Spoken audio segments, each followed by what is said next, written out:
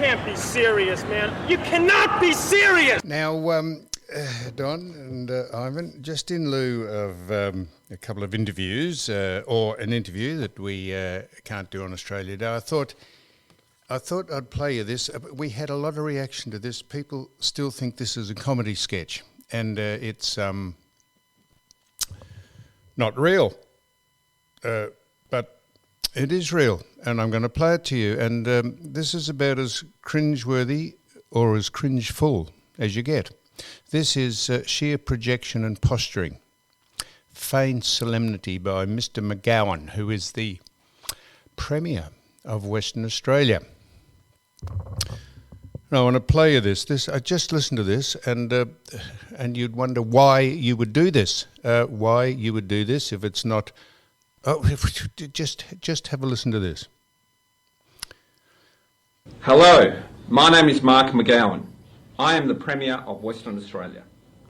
Hello, my name is Mark McGowan, and I'm Honourable Premier here in Western Australia, and I'm the interpreter. I gotta talk like Creole, like Yubala, what he talking about.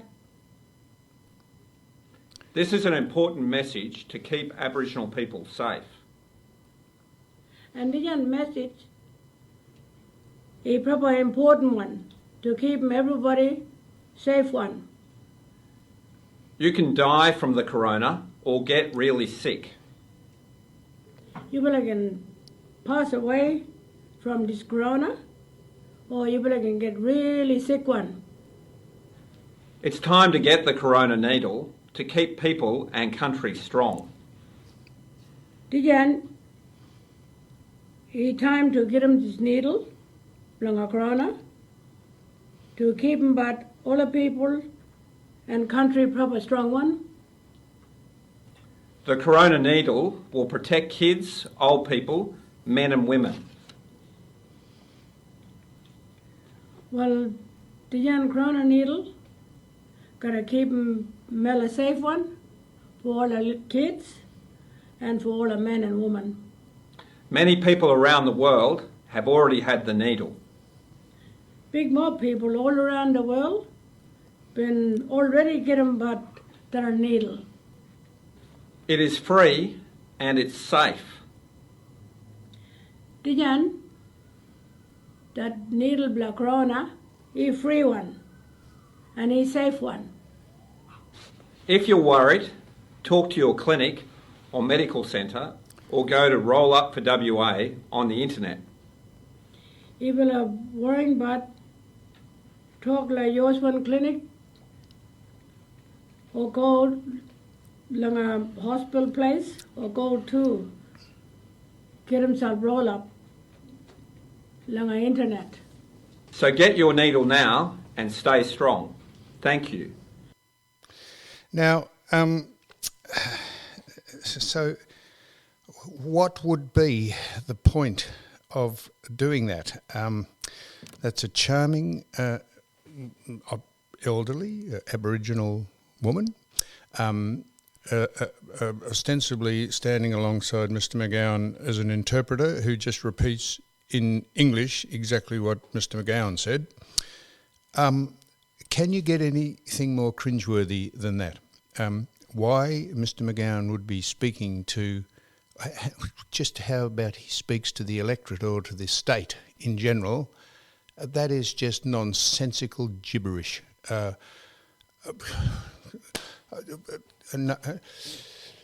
It's beyond comprehension that someone would put that script up in front of those two people and just have them do that and then, moreover, post it. So that's that. So then if you think, Don, you're listening to this?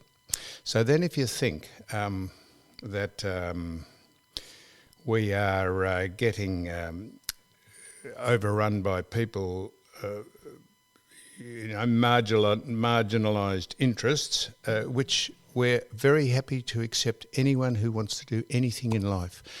But don't browbeat us into submission. This has nothing to do with what Mr. McGowan and that Aboriginal lass just said.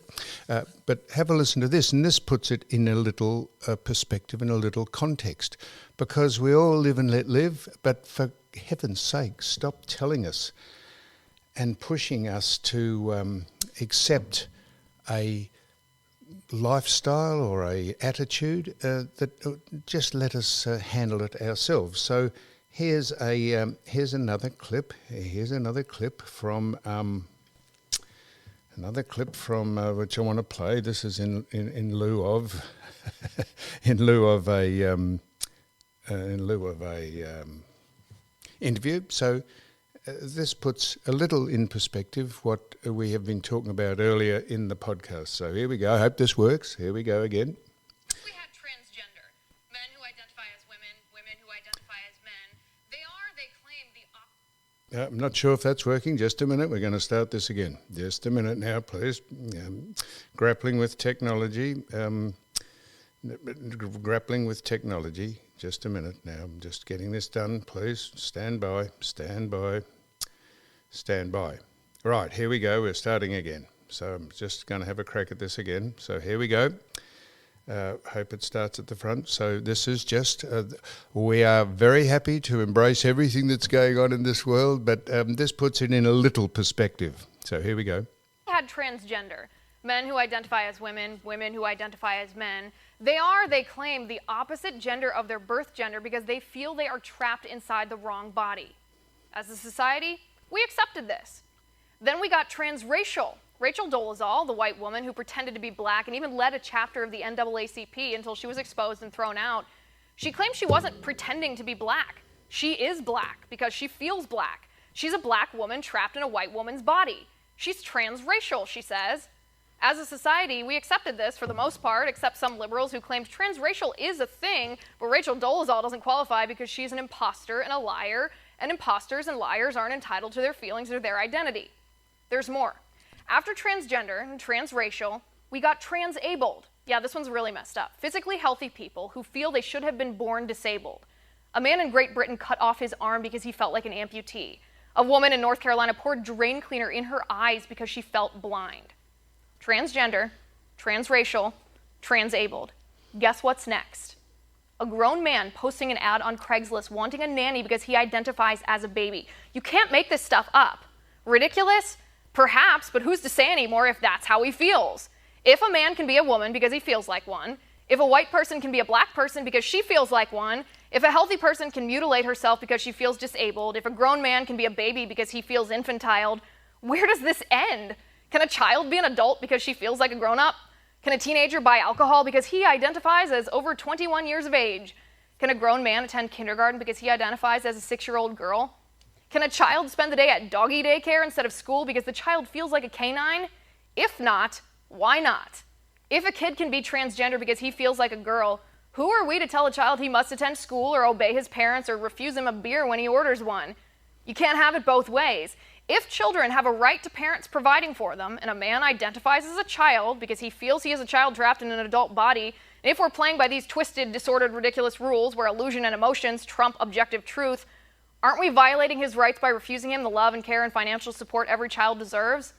Just something for liberals to think about before they push the boundaries of identity politics past the point of no return. When you sacrifice objectivity and reality like transgender, transracial, transabled, transspecies, transaged, you get cultural absurdity.